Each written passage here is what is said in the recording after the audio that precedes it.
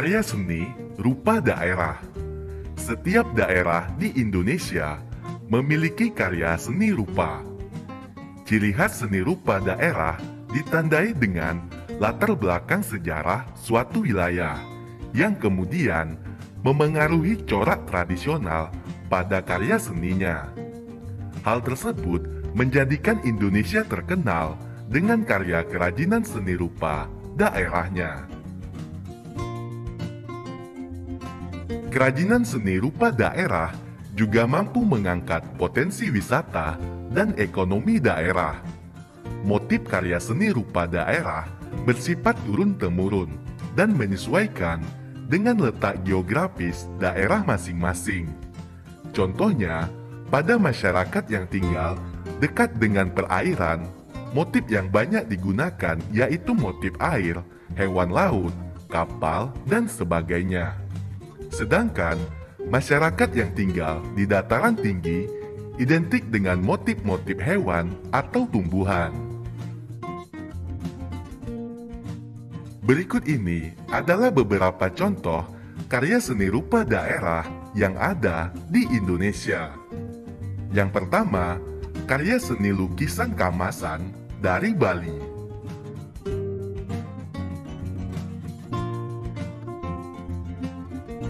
Yang kedua, kerajinan wayang kulit dari Jawa.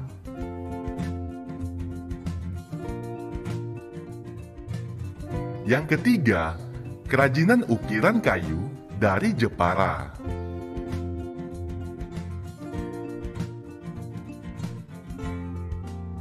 Yang keempat, kerajinan kain songket dari Palembang.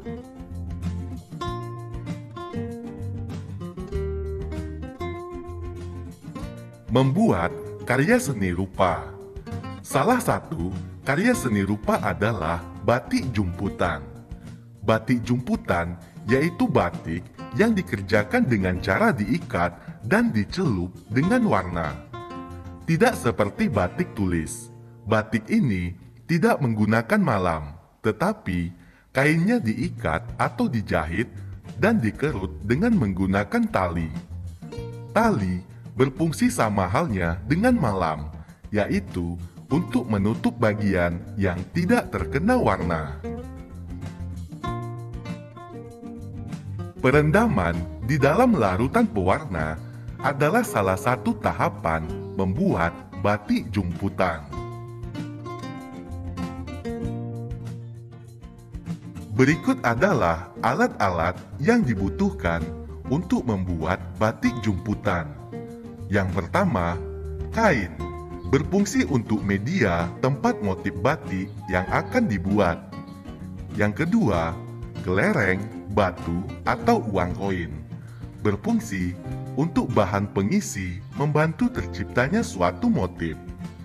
Yang ketiga, karet gelang atau tali kasur berfungsi untuk mengikat bagian-bagian kain yang tidak ingin diberi warna. Yang keempat, pewarna berfungsi untuk memberi warna pada kain batik sehingga menghasilkan suatu gabungan warna yang baik. Yang kelima, panci berfungsi untuk wadah saat proses pencelupan kain. Yang keenam, ember berfungsi untuk wadah membilas kain setelah diberi pewarna. Yang ketujuh, garam dan cuka berfungsi untuk memperkuat warna agar warna kain jumputan kuat dan tidak mudah luntur. Yang kedelapan, pensil berfungsi untuk membuat desain hiasan ke kain atau bahan yang akan dicelup ke dalam zat pewarna. Yang kesembilan, jarum berfungsi untuk menjelujur motif yang akan dibuat. Yang ke-10, gunting berfungsi untuk menggunting karet atau tali pada saat ikatan akan dibuka setelah proses pencelupan. Yang ke-11, sendok kayu berfungsi untuk mengaduk kain yang sudah diikat pada proses pencelupan. Teknik membuat batik jumputan. Motif dari batik jumputan terbentuk dari teknik ikatan dasar yang digunakan saat mengikat kain. Berikut beberapa macam teknik ikat pada pembuatan motif batik jumputan. Yang pertama, teknik ikat tunggal. Teknik ini dilakukan dengan cara menjumput dan mengikat bagian dasar kain. Motif yang terbentuk adalah bentuk lingkaran bergerigi. Yang kedua, teknik ikatan ganda. Teknik ini dilakukan dengan cara membuat kerutan pada pusat yang diinginkan. Motif yang terbentuk adalah beberapa pola lingkaran dengan jalur sesuai jumlah lingkaran. Berikutnya, teknik ikatan benda. Teknik ini dilakukan dengan cara mengikat benda pada bagian-bagian kain yang ingin diberi motif. Benda yang digunakan antara lain kerikil, logam, bola pingpong, atau mutiara. Motif yang terbentuk adalah lingkaran-lingkaran kecil pada kain. Membuat batik perintangan. Batik perintangan adalah batik yang dibuat dengan cara menggunakan lilin malam sebagai perintang. Perintangan yang dimaksud adalah perintangan terhadap warna saat proses pencelupan, sehingga ketika kain dicelup, warna bagian yang diberi perintangan atau lilin malam tersebut tidak terkena zat pewarna. Berikut adalah langkah-langkah membuat batik perintangan. Yang pertama, kita siapkan terlebih dahulu alat dan bahannya, seperti kompor, kain mori, malam, canting, wajan, pewarna kain, pensil, ember, dan gawangan. Langkah membuat. Langkah yang pertama, kita buat pola gambar atau motif pada kain menggunakan spidol atau pensil. Kita bisa menjimplak pola gambar dari kertas. Langkah kedua, kita bentangkan kain yang sudah kita beri pola pada gawangan. Langkah ketiga, kita nyalakan kompor dengan api kecil. Kita panaskan malam ke dalam wajan. Kita tunggu hingga malam encer. Langkah keempat, kita ambil cairan malam menggunakan canting. Kita lakukan dengan hati-hati agar cairan malam tidak mengenai tangan. 5. Kita torehkan malam ke atas pola kain hingga menutupi motif. Kita lakukan dengan hati-hati agar tidak melukai telapak tangan. Yang keenam, kita tunggu hingga cairan malam pada kain mengering.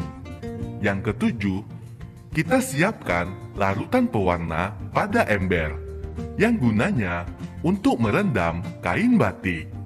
Yang kedelapan, kita jemur kain batik dengan cara diangin-anginkan. Kita tunggu hingga kering.